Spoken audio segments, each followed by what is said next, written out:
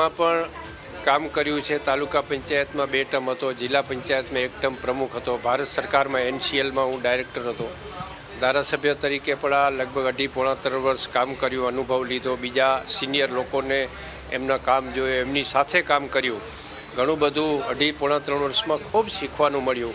એ જે કંઈ અનુભવનું જે કંઈ ભાથું મળ્યું છે એ અનુભવ ભાથું લઈ અને આગામી દિવસોમાં બધાનો સહકાર લઈને માર્ગદર્શન લઈ અને ચોક્કસપણે સારું કામ કરવાનો પ્રયત્ન કરીશું। આગામી દિવસોમાં દિવસો પણ બહુ ઓછા છે, કારણ કે કચ્છ એ સૌથી મહત્વનો વિસ્તાર માનવામાં આવે છે, ત્યાંથી પ્રતિનિધિત્વ પણ કરી રહ્યા છે। ચોક્કસપણે સમય ઓછો છે એટલે વધારે ઝડપથી કામ કરવાનું છે। ઓકે સાહેબ, થેન્ક યુ